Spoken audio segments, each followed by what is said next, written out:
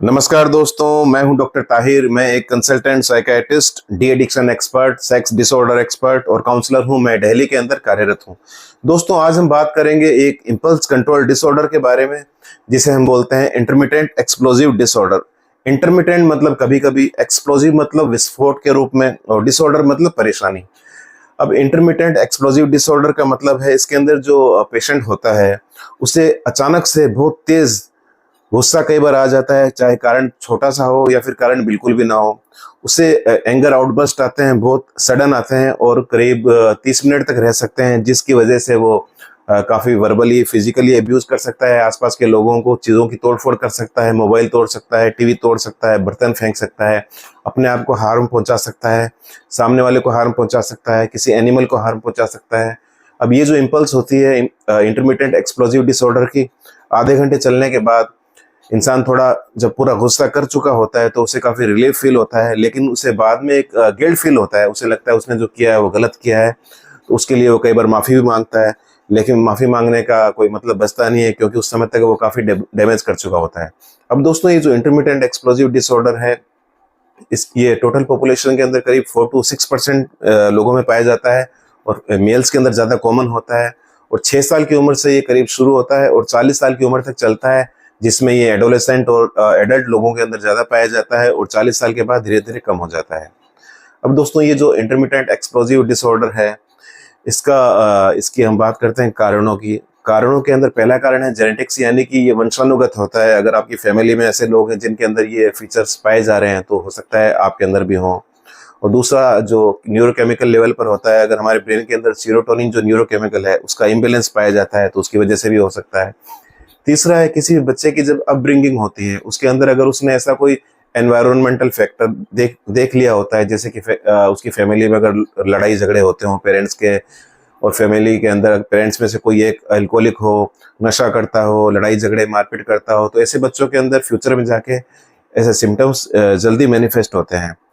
इसके अलावा दोस्तों, कई बार क्या होता है कि लोगों के अंदर बचपन में किसी दूसरी वजह से उसका फिजिकल एब्यूज हो चुका होता है बच्चे का, या सेक्सुअल एब्यूज हो चुका होता है, तो उन बच्चों के अंदर भी कुछ ज़्यादा चांसेस होते हैं इसके डेवलप होने के। अब हम बात करते हैं इसकी कॉम्प्लिकेशन के बारे में। दोस्तों, इंटरमिटेंट एक्सप्लोजिव डिसऑर्डर का जो पेशेंट है, जब भी उसे सीवियर एंगर आता है, गुस्सा आता है, तो उसमें कुछ फिजिकल साइंस डेवलप होते हैं, जैसे कि इंटरमिटेंट उसमें चेस्ट पेन पेन शुरू हो सकता है, चेस्ट में टाइटनेस शुरू हो सकती है, टिंगलिंग शुरू हो सकती है, पेल्पिटेशन शुरू हो सकती है, घबराहट शुरू हो सकती है, उसका सांस तेज तेज चल सकता है। इसके अलावा जो रेगुलर ऐसे मरीज होते हैं जो गुस्सा करते हैं, उनके अंदर मेडिकल डिसऑर्डर भी आ सकते हैं, जैसे कि diabetes, hypertension, cardiac disorder, stroke, ulcer वगैरह हो सकते हैं। इसके अलावा उनमें मानसिक विकार हो सकते हैं, जैसे कि एंजाइटी, डिप्रेशन हो सकता है। इसके अलावा उनमें नशे की प्रवृत्ति बढ़ सकती है, जैसे कि अल्कोहल, चरस, गांजा, भांग वो ले सकते हैं। इसके अलावा उनमें सुसाइड की टेंडेंसी भी बढ़ सकती है। तो दोस्तों, एक और रिसर्च के अंदर एक चीज देखी गई थी, जो भी इंटरमिटेंट एक्सप्लोजिव डिसऑर्डर के पेशेंट होते हैं, उनके दिमाग के अंदर जो एक एरिया होता है, फ्रंटोलिम्बिक एरिया, वो हेल्दी पॉपुलेशन की बजाय थोड़ा छोटा होता है, जो कि रिसर्च में ऐसा देखा गया था। अब दोस्तों, हम बात करते हैं कि जो ये इंटरमिटेंट एक्सप्लोजिव डिसऑर्डर है, इसका अगर हम मैनेजमेंट करना चाहें तो क्या कर सकते हैं। तो दोस्तों, मैनेजमेंट के अंदर सबसे पहले हम मेडिकेशन का सहारा लेते हैं, जो कि मूड स्टेबलाइज करने के काम में आती है। उसमें हम कई टाइप के मूड स्टेबलाइजर है वो दे सकते हैं, और क्योंकि इसमें एंजाइटी, डिप्रेशन के फीचर्स भी आते हैं, तो हम एंटी डिप्रेशन दे सकते हैं जिनकी मूड स्टेबलाइजिंग प्रॉपर्टी भी हो। इसके अलावा एंटी साइकोटिक भी दी जा सकती है लोअर डोज के अंदर, क्योंकि उसकी भी मूड स्टेबलाइजिंग प्रॉपर्टी होती है। इसके अलावा जो बाकी का जो काम होता है, उसके अंदर साइकोथेरेपी का काफ़ी अच्छा रोल है, जिसके अंदर हम कॉग्निटिव बिहेवियर थेरेपी देते हैं, कॉग्निटिव रिस्ट्रक्चरिंग करते हैं। इसके अलावा हम इंसाइट ओरिएंटेड साइकोथेरेपी देते हैं, जिसके अंदर पेशेंट की इंसाइट हमें डेवलप करनी होती है, यानी कि उसकी समझ डेवलप करनी होती है कि वो जो चीज़ें कर रहा है गुस्से में, वो सब गलत है, किस प्रकार से उसका शारीरिक नुकसान हो रहा है, मानसिक नुकसान हो रहा है, और कैसे उसके रिलेशन सबसे खराब हो रहे हैं। और गुस्सा जब भी आए तो उसे हम एंगर मैनेजमेंट के टिप्स भी सिखाते हैं, ताकि उन चीज़ों से वो जल्दी बाहर आए।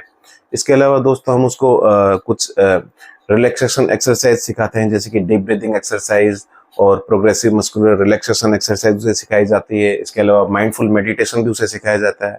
तो दोस्तों, क्योंकि इंटरमिटेंट एक्सप्लोजिव डिसऑर्डर का पेशेंट है, लंबे समय तक गुस्सा करता है, बार बार उसमें गुस्से के एंगर आउटबर्स्ट आते हैं जो कि रिकरेंट होते हैं, बार बार आते हैं। उसकी वजह से उसका जो सबसे बड़ा नुकसान होता है वो होता है उसका जो इंटरपर्सनल रिलेशनशिप है, चाहे वो फैमिली के अंदर हो, वो खराब होता है। और जहाँ पर वो जॉब करता है वहाँ पर उसके कलीग से, सीनियर से, जूनियर से रिलेशन खराब होता है। उसका प्रमोशन की जगह डिमोशन हो सकता है। अगर कोई बच्चा है तो स्कूल से उसका सस्पेंड हो सकता है। तो ऐसे कई प्रकार के उसके कॉम्प्लिकेशन उसकी ज़िंदगी में पाए जाते हैं। तो इसलिए दोस्तों इस ट्रीटमेंट को इस बीमारी को समझना ज़रूरी है, उसके फीचर्स को समझना ज़रूरी है, उसकी सीवियरिटी को समझना ज़रूरी है।